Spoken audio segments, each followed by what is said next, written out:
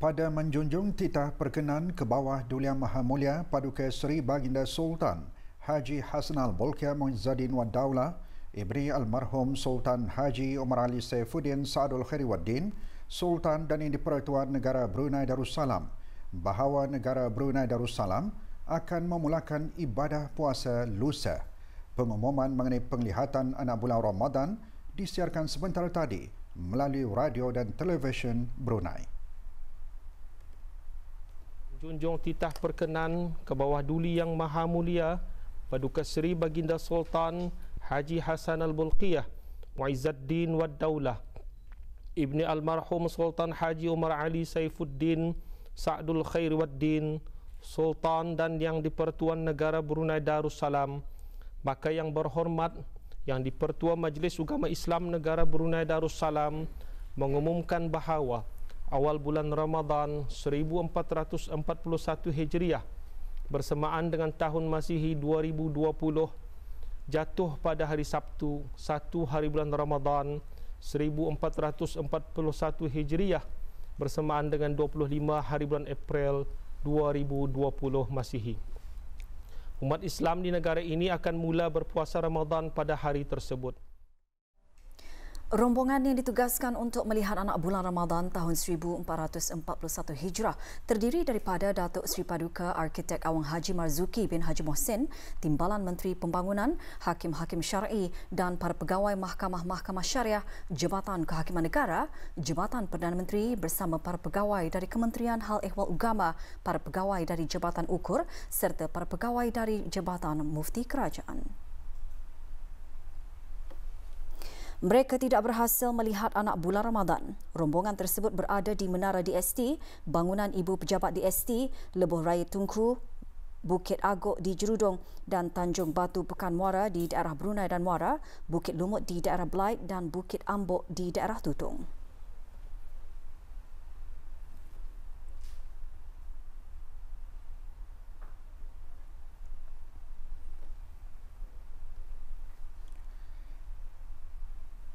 Dalam pada itu, Kementerian Hal Ehwal Ugama bersidang selepas mengadakan penglihatan anak bulan Ramadan petang tadi. Persidangan dihadiri oleh Yang Berhormat Pihin Udana Khatim Datuk Paduka Seri Setia Ustaz Haji Awang Badarudin bin Pengarah Datuk Paduka Haji Awang Osman, Menteri Hal Ehwal Ugama selaku Yang di-Pertua Majlis Ugama Islam Brunei. Persidangan juga dihadiri oleh Yang Berhormat Pihin Orang Kaya Paduka Seri Utama Datuk Paduka Seri Setia Haji Awang Salim bin Haji Besar, Ketua Hakim Syar'i, Pengeran Datuk Seri Paduka Haji Bahrom bin Pengeran Haji Bahar, Timbalan Menteri Hal Ehwal Ugama dan Awang Haji Bahrin bin Haji Alias, pemangku Ketua Pendaftar Mahkamah Rayuan Syariah.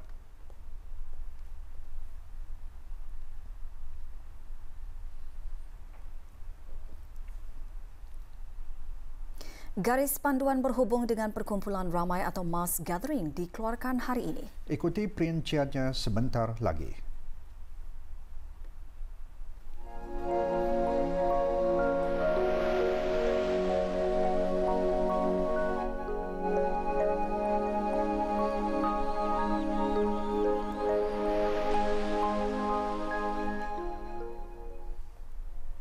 Perkembangan terkini situasi jangkitan COVID-19 di negara ini. Tiada kes baru telah disahkan jangkitan COVID-19 hari ini dengan jumlah keseluruhan kes kekal 138 orang.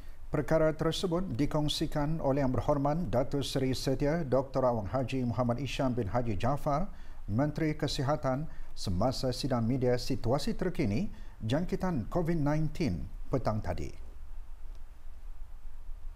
Kementerian Kesihatan ingin memaklumkan kepada orang ramai bahawa pada hari ini, Khamis 29 Syakban 1441 Hijrah bersamaan dengan 23 hari bulan April 2020 Masihi, alhamdulillah dengan izin Allah Subhanahu Wa Taala jua tidak ada kes baru jangkitan COVID-19 disahkan di negara ini. Ini bermakna jumlah keseluruhan kes COVID-19 di negara ini kekal seramai 138 orang. Sementara itu, 2 kes telah disahkan sembuh dari COVID-19, menjadikan jumlah keseluruhan yang telah sembuh kepada 119 orang. Ini membawa jumlah kes aktif yang masih dirawat di Pusat Pengasihan Kebangsaan pada ketika ini kepada 18 kes. Daripada jumlah tersebut, 2 daripadanya masih dalam keadaan kritikal dan kedua-duanya masih memerlukan bantuan mesin tambahan hadlang mesin ataupun ECMO di samping bantuan mesin pernafasan. Selebihnya adalah dalam keadaan yang baik. Pada hari ini juga seramai 138 orang sedang menjalani kuarantin menurut Akta Penyakit Berjangkit Penggal 204, manakala jumlah keseluruhan mereka yang telah menamatkan tempoh kuarantin ialah sebanyak 2,425 orang. Dalam tempoh 24 jam yang lalu, sebanyak 281 sampel telah diuji bagi virus SARS-CoV-2 yang membawa jumlah keseluruhan ujian makmal dijalankan sejak Januari 2020 kepada 12,430 ujian. Mengenai dengan kes yang telah sembuh tetapi didapati positif semasa pemeriksaan susulan, Kementerian Kesihatan ingin memaklumkan bahawa 3 lagi kes yang telah disahkan positif semula. Ini membawa jumlah keseluruhan kes yang sedemikian pada masa ini seramai 21 orang, di mana 14 orang masih menjalani pemeriksaan dan ujian lanjut. Seterusnya, Kementerian Kesihatan ingin memaklumkan mengenai pengemaskinian garis panduan berhubung dengan perkumpulan ramai ataupun mass gathering yang dikeluarkan pada hari ini. Garis panduan tersebut memberi panduan berhubung dengan acara-acara yang dibenarkan dan tidak dibenarkan, serta langkah berjaga-jaga yang perlu dipatuhi orang ramai. Garis panduan tersebut akan meliputi acara-acara seperti aktiviti-aktiviti peribadi dan kekeluargaan, pendaftaran perkahwinan dan majlis akad nikah, mesyuarat, persidangan, kursus latihan dan temu duga pekerjaan, serta aktiviti rekreasi di kawasan yang terbuka. Untuk makluman orang ramai, garis panduan ini akan diteliti dan dikemaskini dari semasa ke semasa tertakluk kepada perkembangan situasi wabak COVID-19 di peringkat nasional dan antarabangsa. Dengan ini, garis panduan yang telah dikeluarkan sebelum ini tidak lagi akan digunakan bagi rujukan dan digantikan dengan garis panduan yang bertarikh 29 Syakban 1441 Hijrah ataupun 23 hari bulan April 2020 Masihi. Garis panduan yang dikemas kini berhubung perkumpulan ramai atau mass gathering memberi panduan berhubung dengan acara-acara yang dibenarkan dan tidak dibenarkan serta langkah-langkah berjaga-jaga yang perlu dipatuhi orang ramai. Perkara tersebut dijelaskan oleh Menteri Kesihatan mengenai garis panduan tersebut yang telah dikemas kini. Ini kan menghadapi Ramadan, jadi di sana ada dibenarkan orang untuk macam kekeluargaan lah, untuk berkumpul untuk bersembahyang tarawih. Ini dihaskan untuk kekeluargaan saja. Jadi tertakluk kepada basar rumah ataupun ruang keadaan rumah. Di sana maksima dibagi 30 orang, tapi kalau kena bandingkan lah, kalau macam rumah tu damit mungkin 5 orang saja tu. Jadi physical distancing itu mesti ada kalau sembahyang. Dan mengenai dengan sembahyang bertarawih dan macam itu dibenarkan, tapi yang dah dibenarkan masa ni macam kalau kan ke kubur beramai-ramai itu indah tu seperti sebelum ini. Selain ujian COVID-19, pengesanan kontak juga merupakan faktor yang penting dalam mencegah penularan wabak berkenaan. Menteri Kesihatan mengulas mengenai kejayaan pengesanan kontak dalam membendung penularan COVID-19. As you all know, we flattened the curve for a while now sudah, walaupun ada 1-2 case, isolated case. So I think the success, alhamdulillah, dengan izin Allah Subhanahu Wa Taala juga, the main thing is to diagnose and isolate, which we are doing, and then to do a lot of tests. Okay, but another important factor is contact tracing. Actually, there are what we call kalau macam like we are in a war now, you know, they are the intelligence. Okay, so they are the source of intelligence. So is very crucial in order to control any public health threat. Okay, so jadi diorang ni tugasnya ialah menginterview these people.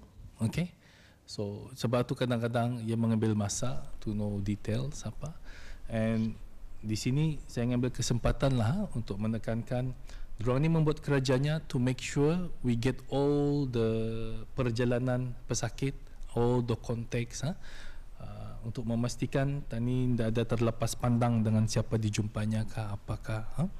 So they are very important, and perlu ditekankan juga kalau orang didapati tidak memberi cooperation ataupun tani membuat kenyataan yang mengelirukan ataupun palsu atau lain lah, basically menipu, ini boleh didakwa di bawah Akta Penyakit Berjangkit.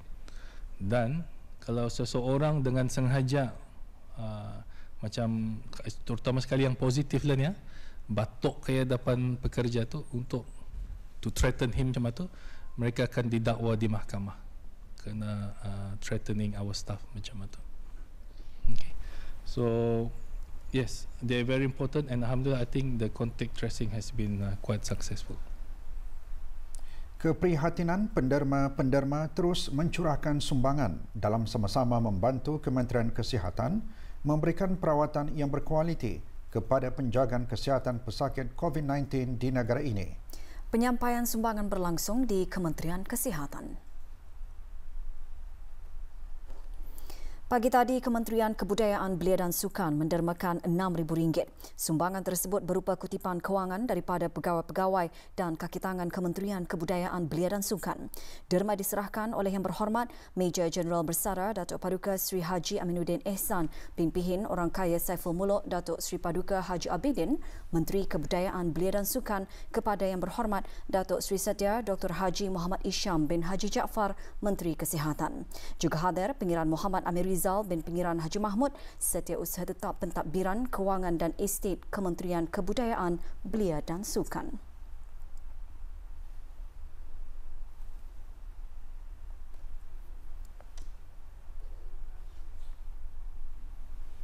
Di majlis berasingan, 100,000 N95 respirators serta 1,000 unit isolation gowns disumbangkan oleh Kerajaan Republik Rakyat China, manakala RM60,000 disumbangkan oleh Kedutaan Republik Rakyat China di negara ini. Sumbangan tersebut diserahkan oleh Puan Yang Terutama Yu Hong, Duta Besar Istimewa dan Mutlak Republik Rakyat China ke negara Brunei Darussalam. Juga hadir Datuk Paduka Haji Muhammad Noor bin Haji Jeludin, Setiausaha Tetap Kementerian Hal Ehwal Luar Negeri, dan Awang Haji Abdul Manap bin Uthman, Setiausaha Tetap Kementerian Kesihatan.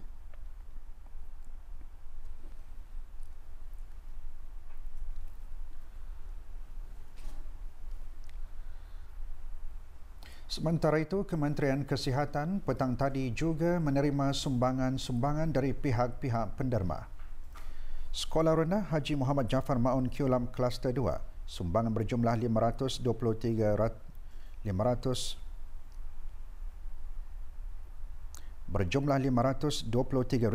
diserahkan oleh Haja Nuraini binti Haji Timbang, guru besar sekolah tersebut. Glamco Aviation Brunei Sdn Bhd menyumbang sebanyak RM5,000. Sumbangan diserahkan oleh pengerusi syarikat tersebut, Pengarah Datuk Haji Abidin bin Pengarah Ahmad dan pengarah urusannya Shranjit Singh. Armada Properties Sdn Bhd menyumbang sebanyak RM10,000. Sumbangan diserahkan oleh Dayang Osmalina Wati Haji Osman, Ketua CSR. AIS Singapura Private Limited Cawangan Brunei menderma sebanyak RM5,000. Derma diserahkan oleh Kenneth Ling, pengarah urusan. Ejen dan kaki tangan AIS Singapura Private Limited menderma sebanyak RM7,264. Nur Sabrina Sdn Bhd menderma sebanyak RM5,000. Derma diserahkan oleh pengarah urusan Farong Ali Varusai Muhammad. Para pemain badminton Center Point menderma RM1,500. Derma diserahkan oleh Nurul Mustas Pian Cucu. Kaki tangan dan pelanggan Pizza Hut Brunei menderma RM4,000. Kesemua sumbangan-sumbangan ini diterima oleh Wang Haji Abdul Khalin As'ari bin Haji Azhari, Ketua Pengeksekutif Tingkat 1 selaku pemangku Ketua Pengeksekutif Tingkat Khas. Majlis berlangsung di Dewan Al-Afiyah, Kementerian Kesihatan.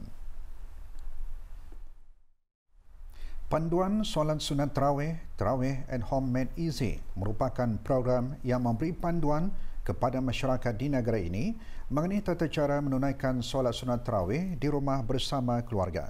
Inisiatif program yang diadakan di aplikasi Instagram dan Facebook merupakan anjuran kumpulan Syababul Iman Masjid Sultan Sharif Ali dengan kerjasama Pusat Kajian Fiqh Al-Usra, Kolej Universiti Perguruan Agama Seri Begawan Kupu SB. Perkara tersebut dihuraikan petang tadi oleh Pengarah Pusat Kajian Fiqh Al-Usra Kupu SB semasa ditemu bual bersama RTB. Awang Hilman bin Haji Salim menjelaskan antara pengisian program tersebut kaifiat solat sunat tarawih, isu tentang imam dan makmum dan sebagainya. Mengungsikan macam mana cara sekiranya imam itu melihat mushaf, melihat mushaf maksudnya open Quran atau ia sembahyang tarawih, kemudian sebab ia dah hafal ataupun ia akan mengambil fadilat baca Quran banyak-banyak, akan menghabiskan satu juz satu malam, macam mana bolehkah melihat Quran dan itu semua akan kita ni bincangkan insya-Allah. Ini pula inisiatif yang diambil oleh sebilangan anggota masyarakat di negara ini untuk mengadakan majlis membaca surah Yasin, tahlil dan doa arwah yang lazim diadakan menjelang bulan Ramadan. Bagaimanapun, amalan tersebut diadakan sedikit berbeza memandangkan penularan jangkitan wabak COVID-19 iaitu menggunakan kaedah dalam talian atau online. Kru RTB Mojo berpeluang membuat pendekatan mengenainya di salah sebuah rumah penduduk di Kampung Limau Manis.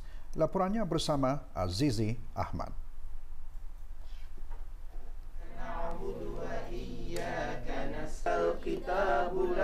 Menurut Awang Haji Durahim bin Haji Muhammad, penularan jangkitan wabak COVID-19 telah mengubah kehidupan yang biasa. Ini termasuk majlis tahlil dan doa arwah yang lazim diadakan oleh keluarga beliau.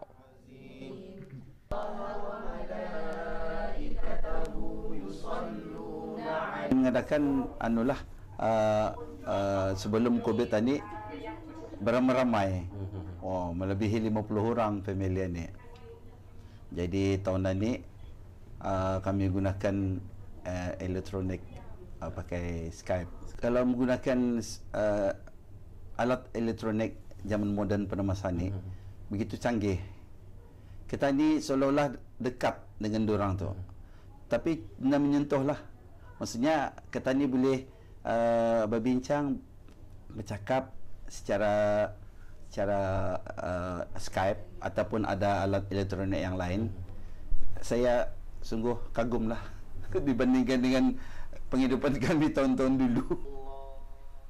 Awang Haji Durahim seterusnya menjelaskan, meskipun dalam situasi yang sedikit berbeza ketika ini, namun ia bukan penghalang untuk beliau dan ahli-ahli keluarga yang lain untuk sentiasa bertanya khabar dan mengeratkan tali silaturahim.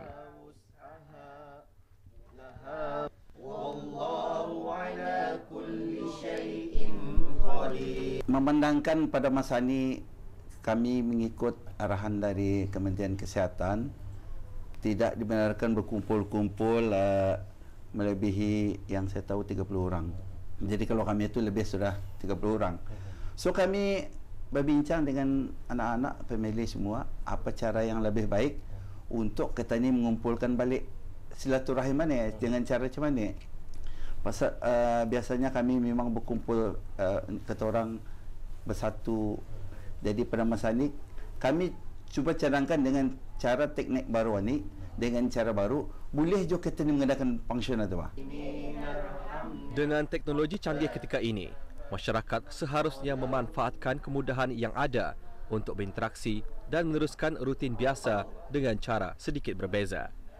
Auda pun boleh mengadakan majlis membaca surah Yasin, tahlil dan doa arwah bersama sanak saudara secara online. Selamat menyambut bulan Ramadan Al-Mubarak.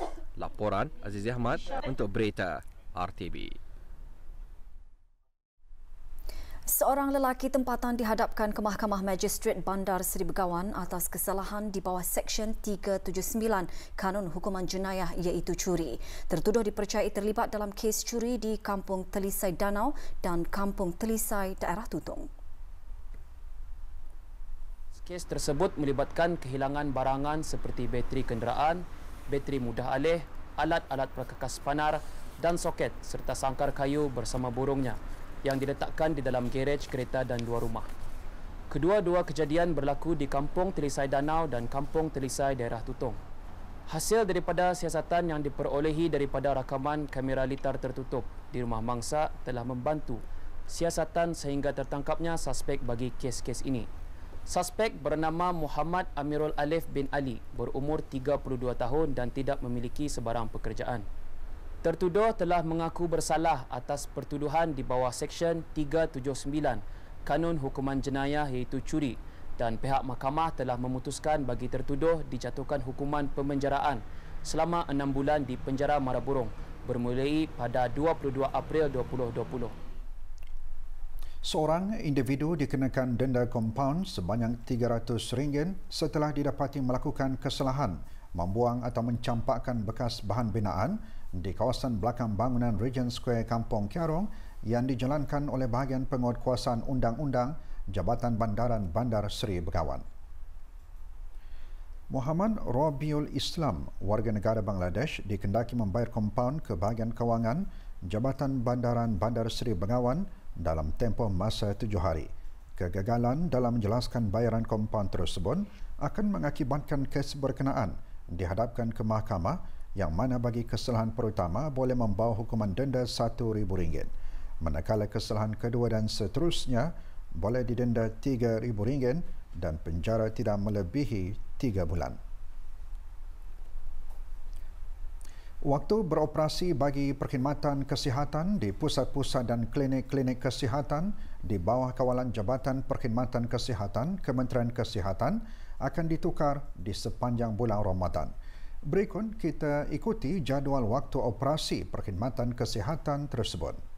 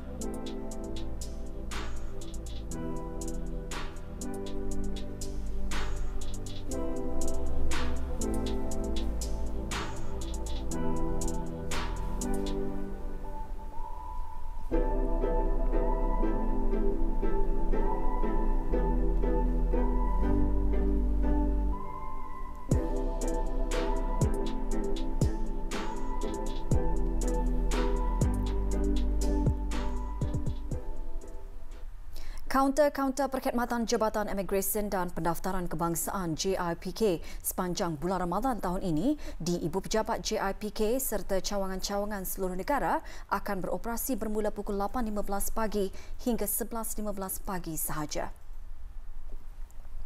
Sementara itu, sebahagian daripada perkhidmatan kaunter akan memerlukan pemohon untuk membuat tempahan temujanji terlebih dahulu sebelum berurusan dengan jabatan ini. Tempahan temujanji boleh dibuat sama ada melalui telefon, email dan aplikasi QUp tertakluk kepada tempat pemohon perkhidmatan. Perkhidmatan yang memerlukan temujanji awal adalah ibu pejabat yang berkaitan dengan pas kerja, visa, lawatan dan diplomatik dan kad pengenalan pintar. Pejabat cawangan temburong yang berkaitan dengan pas kerja, visa, lawatan dan diplomatik dan pejabat cawangan Kuala Belait yang berkaitan dengan pas kerja, visa, lawatan dan diplomatik. Manakala perkhidmatan lain akan dijalankan secara walk-in mengikut hari-hari tertentu.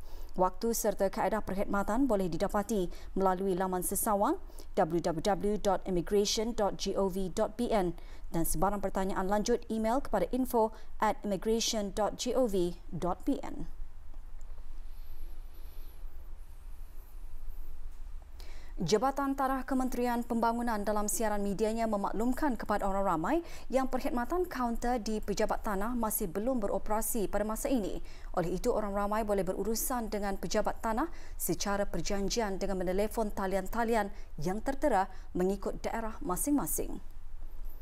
Sementara itu, perkhidmatan kaunter penerimaan pembayaran di bahagian-bahagian dan cawangan pejabat tanah daerah di seluruh negara pada bulan Ramadan dibuka pada hari Isnin hingga Khamis dan Sabtu pada pukul 8.15 pagi hingga 12.30 hari. Manakala perkhidmatan kaunter perkhidmatan pelanggan akan dibuka pada hari Isnin sehingga Khamis dan Sabtu pada pukul 8.15 pagi hingga 1 petang. Kedua-dua perkhidmatan kaunter tersebut akan ditutup pada hari Jumaat, Ahad dan hari kelepasan awam.